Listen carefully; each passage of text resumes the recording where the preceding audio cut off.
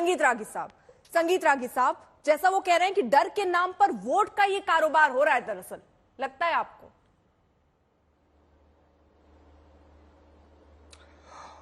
देखिए, हाँ, डर तो जरूर पैदा हुआ है।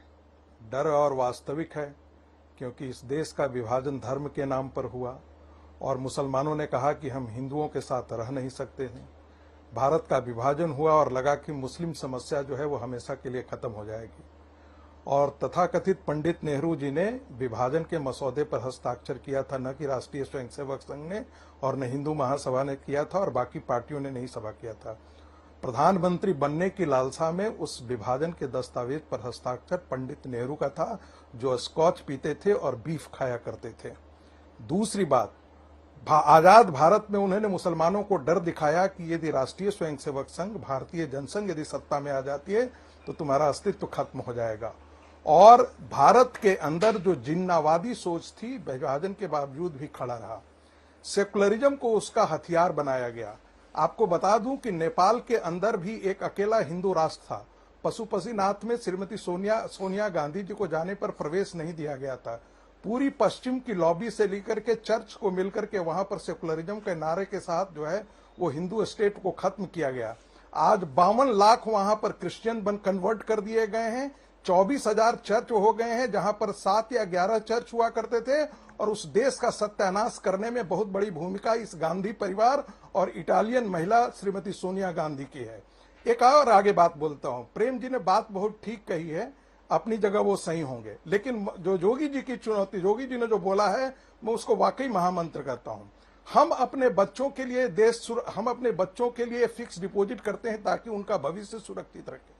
इस पॉलिटिकल इस्लाम जब इस देश की मुस्लिम आबादी बढ़ेगी तो इस देश की सुरक्षा को खतरा होगा, ऐसा मेरा पूर्ण विश्वास है।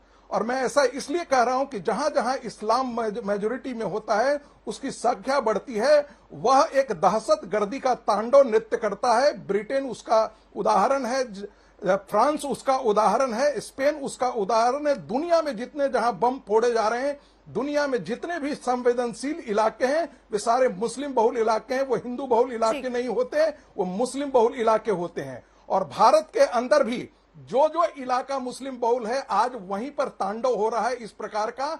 एक बात, अंतिम बात कह रहा हूं, 2024 के इलेक्शन में मुसलमानों को इस देश के शिक्षा से लेना देना है, स्वास्थ्य से लेना देना नहीं है, प्रगति से लेना देना नहीं है और न ही राहुल गांधी को लेना है। राहुल गांधी एक विदेशी एजेंडे के तहत इस देश में कैम्ब्रिज एनालिटिका लगाकर जातीय जनगणना तैयार करवाने के लिए मुहिम चलाते हैं। यही विदेशियों का भी एजेंडा है, ताकि भारत के हिंदू समाज को जातियों में बांटो।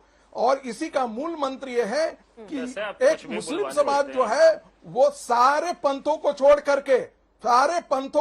करके वो वोट जिहाद करता है। और वोट जिहाद सच्चाई है 2024 के चुनाव का।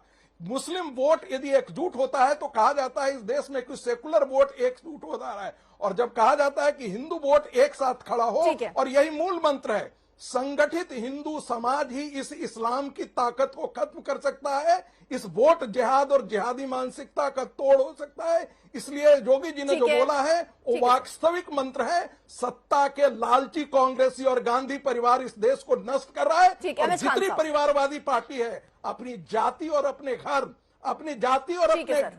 घर के अतिरिक्त इनके भारत की दृष्टि नहीं है, इनको समाज की दृष्टि नहीं है। अहमद खान साहब, क्या वाकई आपको लगता है कि इस तरह बांटने की ही राजनीति होती है? अगर मैं मान लूं अगर कि ये एक तरीके से बांटने की राजनीति है, तो इसमें आग में घी डालने का काम आगे बढ़कर समाजवादी पार्टी या बीएसपी क्यों कर रही? अर्पिता जी, अभी तो आपके चैनल पर एक बैठा आदमी घी डालने का काम कर रहा है। हिंदू हिंदू खाली कर रहा है, खाली हिंदू, मुसलमान गैतल ये कर रहा है। आप सुन रही थी? नहीं सुन रही थी? पूरा देश सुन रहा था कि मुसलमानों के खिलाफ आग उगल रहा है आदमी। वो एकता की बात ही नहीं कर रहा है, वो हिंदू मुसलमान की एकता की बात पूरे देश को सुनना, खाली जहर उगल रहा था। अब मैं कहना चाहता हूँ, देखिए, चुपचाप रहिए। आप सुनिए, आपके बीच में नहीं बोला, चुपचाप रहिए, चुपचाप रहिए। आप चुपचाप रहिए, आप बोलिए मत। और अब ये फैलाइए, हिंदू मत करिए आप। अरे वक्फ बोर्ड के नाम पर जहर देखिए, अब ये नारा जो लगा है, संगीत रागी साहब प्लीज अरे यार आपसे आपके वक्त वोट के नाम पे आप ठीक है। मंदिरों के वोट के नाम पे जारी करते हो। ठीक है संगीत रागी साहब रुक जाइए, आप बोल रहे थे वो नहीं बोल यही रहे वाला थे बोले नहीं देखते हो अरे यार। आप बोल रहे थे वो नहीं बोल रहे थे संगीत मैंने रागी नाम नहीं लिया, साहब। ये आदमी कितना बौखला गया है। हाँ ठीक है संगीत रागी साहब हाँ, प्लीज। गलत बात कर रहे हैं ये। हाँ अहमद खान साहब। हाँ मैं कह रहा हूं कि देखिए इस नारे में एक नारा और लगा है, इस नारे में एक नारा और लगाया है आदित्य योगी को लेकर नहीं आया था। कटोगे तो बटोगे। फिर ये बोले आदमी, देखिए ये हिंदूवादी है कि मुसलमानवादी है कि ये आतंकी है, क्या है ये? नहीं सर पर्सनल किसी को अटैक बोलने आप देगा किसी को ऐसे नहीं बोल सकते सर प्लीज। उसमें दो शब्दों का चयन ठीक रखिए अहमद खान साहब। ठीक है हाँ वो बोल सकते हैं मुसलमान के खिलाफ। हाँ तो वो उन्होंने बोल सकते हैं मुसलमान आतंकवादी के खिलाफ। शब्द का इस्तेमाल किया उनको नहीं क्या? बोलेंगे आप। मध्य एशिया से सर आप प्लीज शब्दों का चयन ठीक आतंकवादी नहीं, रखिए। मुसलमान का। तो मुसलमान को आप आतंकवादी से कैसे जोड़ रहे हैं देखिए सर? आप देखिए क्यों जोड़ रहे हैं अहमद खान साहब? प्लीज सर अहमद खान साहब शब्दों की गरिमा बनाए रखिए, शब्दों का चयन सही कीजिए और अपनी गजब है बात रखिए। साहब, गजब है, गजब है, गजब है, गजब है पिताजी, गजब है, गजब है। अब मैं बात ही नहीं रख पा रहा हूँ, अपने एक सेकंड नहीं रख पा रहा हूँ। आप अरे बोल रहे सर, हैं, आप बोल रहे हैं, कोई बोल रही हो बोलने के लिए। क्या करूं मैं? क्या मैं सिर्फ आपको ये नहीं कह सकती कि शब्दों का चयन सही रखिए सर, या मैं कुछ भी अंडबंड आपको बोलने के लिए इजाजत दे दूं यहाँ पर? नहीं कर सकती ना सर, शब्दों का चयन सही रखिए बस। तो मैं आपका नौकर हूँ, तो मैं आपका सर मैं भी आपकी नौकर नहीं हूँ ना मुझसे। सर, ये चर्चा हो रही है, यहाँ किसी को नौकर या मालिक बनाने की बात तो चल नहीं रही है सर। नहीं बैठता मैं, ऐसे डिबेट में नहीं बैठता। आप स्वतंत्र हैं सर, अगर आप नहीं बैठना चाहते तो आप उसके लिए भी स्वतंत्र हैं, लेकिन अपनी बात रखिए सर। नाराजगी इसमें नहीं क्या है? बैठेंगे, बिल्कुल नहीं बैठेंगे, नहीं बिल्कुल नहीं बैठेंगे। ठीक है सर, बिल्कुल नहीं सुनिए बैठेंगे। सर, पर्सनल अटैक बिल्कुल नहीं करने से कोई बैठेंगे, मतलब नहीं हिंदू मुस्लिम है। करेंगी। आप अपनी बात रखिए आप अहमद खान हिंदू साहब। मुसलमान करेंगी, मैं नहीं बैठूंगा। अहमद खान साहब अपनी बात रखना है इस आपको। तरह से थोड़ी होता है कहीं। मैं कह रहा हूँ, सुनिए मेरी बात, अब सुन लीजिए मेरी और बात। संगीत रागी की आवाज देखिए, नीचे कह रखिएगा रहा हूं क्योंकि मैं फिर ये कि नाराज हो जाएंगे। कटोगे तो चलिए। बटोगे। सुनिए सुनिए सुनिए, जब बटोगे तो कटोगे, उसके साथ एक नारा और लगा था। वो नारा लगा था कि देख रहे हो बांग्लादेश में क्या हो रहा है, हिंदू कट रहा है। तो ये भाषा कौन सी है? ये भाषा कौन सी है? किसको जोड़ने की बात कर रहे हैं? आदरणीय प्रधानमंत्री मोदी जी कह रहे हैं कि सबका साथ, सबका विकास, सबका विश्वास। ये नारा क्या दे रहे हैं? इस पर सब लोग लड़ रहे हैं। दूसरी बात ये कि बहुजन समाज पार्टी जो नारा दिया है, बीएसपी से जुड़ेंगे, आगे बढ़ेंगे और सुरक्षित भी रहेंगे। आप बताइए, डिप्टी सीएम ब्रजेश पाठक किस पार्टी से आए हैं? ब्रजेश पाठक डिप्टी सीएम है, किस पार्टी से आए हैं? अगर बीएसपी से न जुड़े होते तो आप इतना बड़ा पद न देती। आप नसीमुद्दीन सिद्दीकी आगे बढ़े, ब्रजेश स्वामी प्रसाद मौर्य आगे बढ़े, स्वामी प्रसाद मौर्य आगे, रामचंद्र राजभर आगे बढ़े। सभी जातियों धर्मों का आगे बढ़ाने का काम बहुजन समाज पार्टी करती है। बहुजन समाज पार्टी आग में घी डालने का काम नहीं करती है। और मायावती जी के शासनकाल में हाई कोर्ट का फैसला आया था राम जन्मभूमि का, तो आदमी से आदमी नहीं टकराया था, साइकिल से साइकिल नहीं टकराई थी। इसको कहते हैं शासन, इसको कहते हैं शासन। दिल्ली में कह रहे हैं कि जहां मुस्लिम होते हैं वहीं दंगा भड़कता। दिल्ली में कौन से ज्यादा मुस्लिम है जो वहां दंगा भड़का, वहां आग जलाई गई, सब तरह से होता रहा।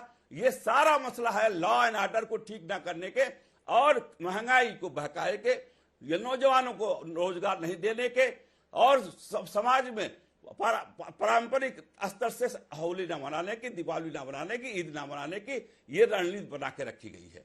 तो इससे देश और संविधान नहीं चलता है। संविधान से देश चलेगा। सबका साथ, सबका विकास, सबका विश्वास कहते हो तो उस नारे पर चलने की कोशिश करो, चाहे कोई चले या चाहे कोई ना चले। एक भी मुसलमान केंद्र की सरकार में मंत्री नहीं है। क्यों नहीं है? कहां सबका साथ, सबका विकास हुआ? इस तरह के नारे नहीं लगने चाहिए और भाईचारा कायम रखना चाहिए। ठीक है। भाईचारा कायम रखने से देश सुरक्षित रहेगा। अब कह दिया कि राम भक्त वही है जो वही देशभक्त है। क्या कृष्ण भक्त देशभक्त नहीं है? क्या दुर्गा जी का मानने वाला भक्त नहीं है? क्या मुसलमान देशभक्त नहीं है? मुसलमान तो मुसलमान की आधी ईमान है देशभक्ति का। हम इस भक्ति में, ब्रिगेडियर उस्मान देशभक्त नहीं थे, वीर अब्दुल हमीद देशभक्त नहीं थे, जिन्होंने पाकिस्तान से मोर्चा लिया, जिन्होंने सब काम किया। ठीक तो है। क्या बात करते हैं आप नफरत फैलाने की बात मत करिए। आप हिंदुस्तान को एकता में पिरोने की बात करिए। ठीक है, इसका जवाब मैं प्रिंस शुक्ला जी आपसे लूंगी। जरा एक छोटा सा रिएक्शन में कुलदीप कुमार जी से ले लूं। हाँ कुलदीप कुमार जी, ये जो नारा है ये आखिरकार हर पार्टी क्यों दे रही है? क्या फॉर्मूला तय करने की कोशिश हो रही है और इसका फायदा नुकसान किसे देखते हैं आप?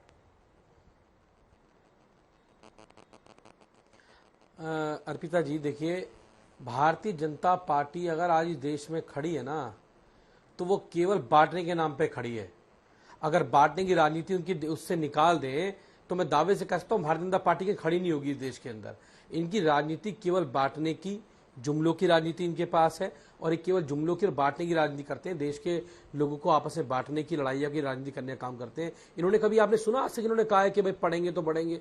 बाबा साहब अम्बेडकर ने कहा था कि शिक्षा वो शेरनी का दूध है, जो पिएगा वो दहाड़ेगा, जो पढ़ेगा वो बढ़ेगा। हमारा नारा तो ये है कि जो पढ़ेंगे तो बढ़ेंगे, आप शिक्षित होंगे तो संगठित भी होंगे और आगे बढ़ेंगे। इनकी राजनीति इस देश को बांटने की है, ये बांटने की राजनीति करते हैं। और भारतीय जनता पार्टी पूरी की तरह इस देश में जुमलों की पार्टी है, हमलों की पार्टी है और एक दूसरे को आपस में लड़ा के कभी जाति के नाम पे लड़ाएगी, कभी धर्म के नाम पे लड़ाएगी, कभी संप्रदाय के नाम पे लड़ाएगी, कभी राज्य के नाम पे लड़ाएगी। इनको तिल्ली फेंक के इनको आग लगानी है और राजनीति करनी है। मैं इनसे पूछना चाहता हूं, इस देश के दलित पिछड़े लोगों को मैं उनको भी कहना चाहता हूं कि अगर आप लोग एकजुट एक साथ नहीं होंगे तो मूंछ रखने पर आपकी हत्या की जाएगी।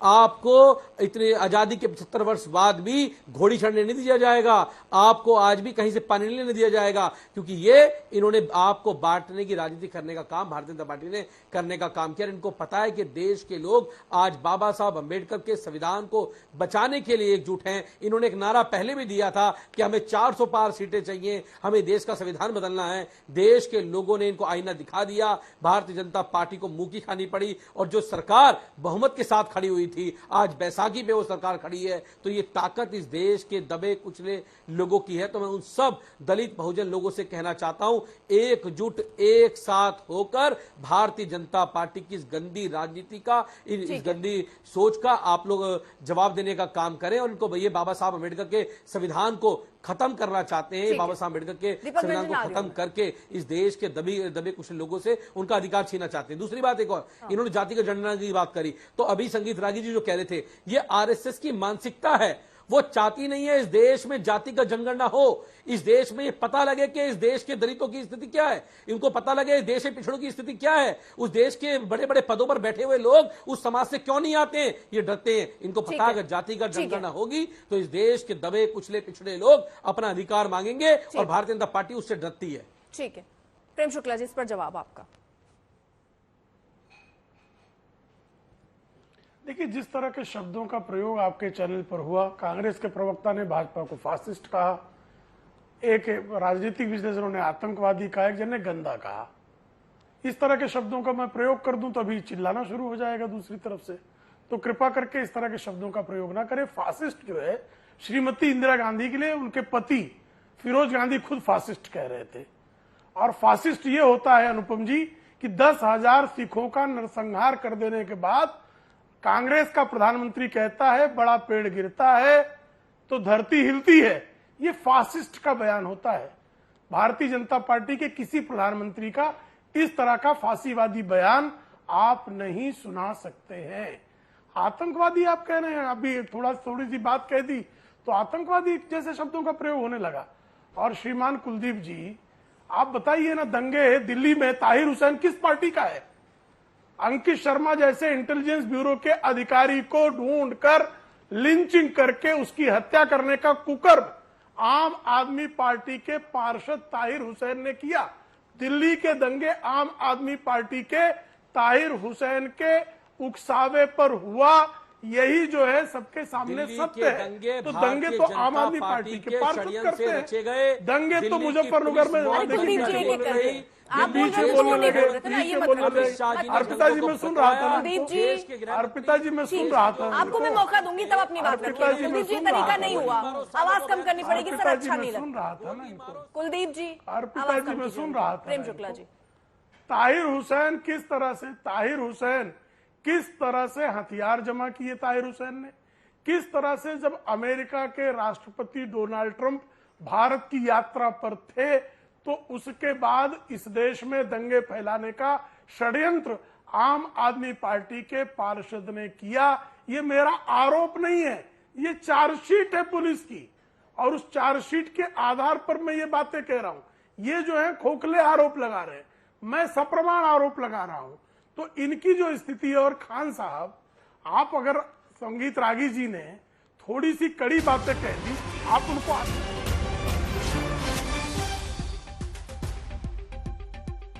ठीक है, आ रही हूं मैं प्रेम शुक्ला जी आपके पास। इस बीच बड़ी खबर, प्रधानमंत्री मोदी से मिलने के लिए योगी आदित्यनाथ पहुंचे हैं प्रधानमंत्री आवास पर। दोनों नेताओं की ये मुलाकात हो रही है। प्रधानमंत्री मोदी से मुलाकात करने के लिए सीएम योगी इस वक्त पहुंचे हैं। स्वाभाविक तौर पर जो नजर आता है किस तरह चुनाव में उतरने से पहले की रणनीति है, तैयारियां किस तरह से चल रही हैं, उस पर भी यहां हो सकता है कि चर्चा हो।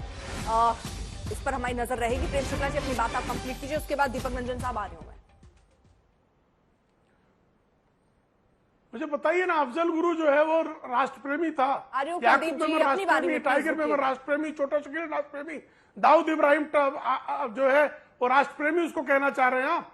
वीर अब्दुल हमीद की समाधि पर हम हमेशा जाते हैं। वीर अब्दुल हमीद की जो है विधवा, उनको बुलाकर स्वयं प्रधानमंत्री जी ने सम्मानित किया। ब्रिगेडियर उस्मान के समर्थन में हम सब खड़े रहे। एपीजे अबुल कलाम जो है उनका हमेशा मानवंदना करने का काम भारतीय जनता पार्टी का आम कार्यकर्ता करता है। लेकिन अफजल हम शर्मिंदा है, तेरे कातिल जिंदा है, ये नारे कौन लगाते हैं? याकूब मेमन की कब्र को सजाने का काम उद्धव ठाकरे और कांग्रेस की सरकार के कार्यकाल में होता है, जिसने सैकड़ों निर्दोषों का कत्ले आम करने का षड्यंत्र रचा। उसके कब्र को सजाने के लिए अगर सेकुलर सरकारें खड़ी होती है तो इसका विरोध होना चाहिए कि नहीं होना चाहिए? कृपा करके मुझे बताइए। याकूब मेमन की शव यात्रा निकलती है, उसमें अल्लाह अकबर के नारे लगते हैं और नारे लगाने वालों का आप समर्थन करते हैं। तो अगर ऐसे लोगों को देशद्रोही कहा जाए तो क्या गलत है भाई? क्या गलत कहा जा रहा है? कुलदीप जी एक छोटा सा रिएक्शन। अफजल गुरु को देशप्रेमी कहा जाएगा? अर्पिता जी, हाँ। अर्पिता जी, अर्पिता जी, अफजल गुरु को शहीद मानने वाली पीडीपी के साथ समझौता करके सरकार चलाई किसने? भारतीय जनता पार्टी ने। जिन्ना की कब्र पर चादर चढ़ाने कौन गया?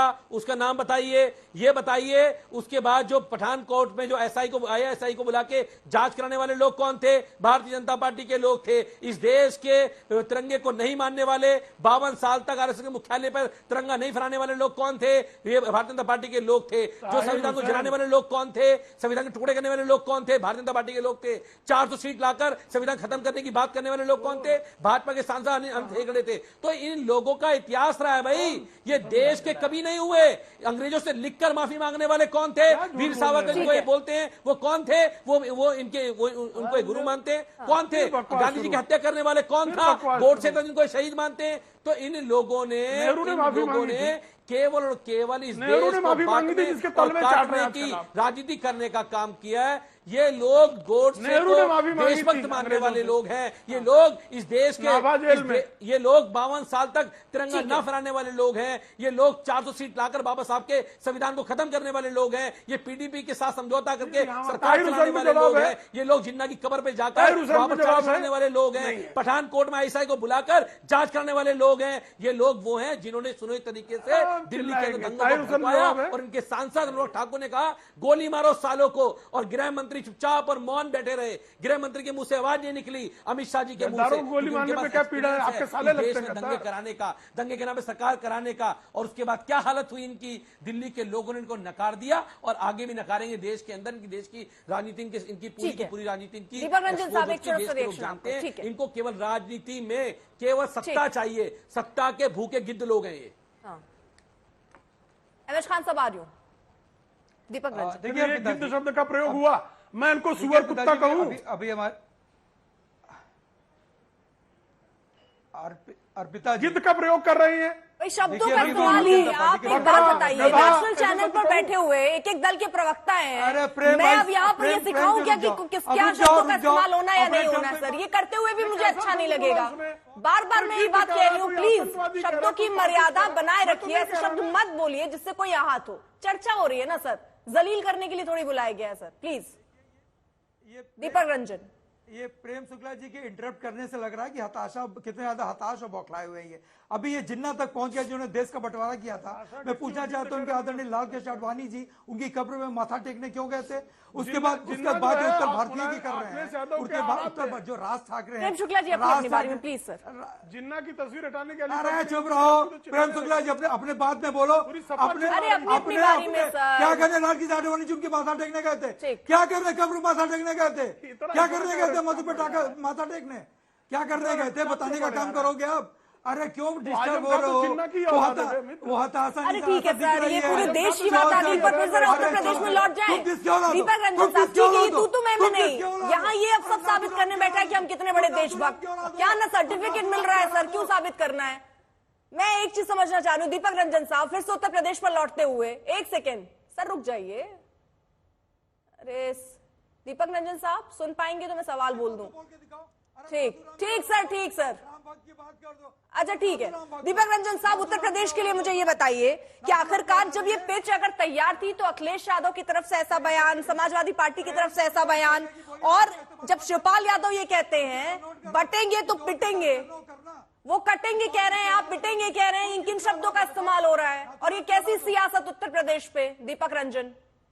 हम तो अर्पिता जी हम तो उनको वोट से पीटने का काम करेंगे। ये किसको काटने की बात करते हैं? अभी तक जस्टिफाई नहीं कर पाई है कि किसको पीटने की और किसको काटने की बात कर रही है। हम तो कह रहे हैं हम तो वोट से पीटेंगे, ये किसको बांटेंगे? ये बात कर रहे हैं उत्तर भारतीयों की। और राज ठाकरे इनके दोस्त बने हुए हैं। राज ठाकरे ने उत्तर भारतीयों के लिए क्या कहा था? ये लोग राम भक्त नहीं है, ये लोग नाथूराम भक्त हैं। ठीक है, छोड़िए। बात प्रेम शुक्ला जी मुझे एक और बात बताइए, क्योंकि बार बार अहमद खान साहब, उसके बाद मैं आ रही हूँ, छोटी रिएक्शन आपसे ही लूंगी। प्रेम शुक्ला जी मुझे एक जल्दी से ये बताइए, क्योंकि बार बार अहमद खान साहब भी आपसे आप पूछ रहे थे कि आप सबके साथ सबके विकास की बात कर रहे हैं, तो एक भी मुस्लिम उम्मीदवार क्यों नहीं उतारा? एक भी मंत्री क्यों नहीं है मुस्लिम? भाई जो क्या बात कर रहे हैं भाई? इस देश में मुसलमान मंत्री होगा तो ही सबका विकास होगा। ये कहां से आगे भाई? बौद्ध हमने मंत्री बनाया, पारसी मंत्री पर क्यों नहीं ये बात कर देते? कोई पारसी मंत्री? भाई सिख अल्पसंख्यक उनके मंत्री हैं, बौद्ध उनके मंत्री हैं। सिर्फ मुसलमान के बारे में सरदार पटेल ने कहा है कि माइनॉरिटी हो ही नहीं सकता, क्योंकि सेकंड सबसे बड़ी मेजोरिटी, और इसने इस देश को बांटा है। ये मैं नहीं कह रहा हूं, ये सरदार पटेल कह रहे थे। खान साहब, सरदार पटेल के बारे में क्या राय है आपकी? ठीक है खान साहब, छोटा सा रिएक्शन सर। हाँ अच्छा ठीक है। हाँ नहीं देखिए, शुक्ला जी कह रहे थे, ये पटेल जी ने कहा था, तो क्या यहाँ देश में पाकिस्तान बनने के बाद संविधान बना कि नहीं बना? पटेल जी कह रहे थे पाकिस्तान बनने के बाद पाकिस्तान को मैं मुर्दाबाद कहता हूं, और जितने लोगों आतंकियों का नाम लिया है आपने, सबको मुर्दाबाद कहता हूं मैं, किसी की तरफदारी नहीं कहता हूं मैं। लेकिन अगर संविधान कह रहा है कि सबको मिलना चाहिए, सबको ठीक है, बहुत बहुत शुक्रिया आप सभी का वक्त। देखिए इतनी की इजाजत मुझे देता है, लेकिन बड़ा सवाल यही है कि आखिरकार ये ऐसा नारा ये किस लैब में तैयार हुआ? जैसे बार बार आरोप समाजवादी पार्टी की तरफ से लग रहा है, क्या ये लैब में तैयार हुआ फॉर्मूला है? और ये फॉर्मूला किसके लिए फायदे का सौदा होगा, ये तो जनता तय करेगी।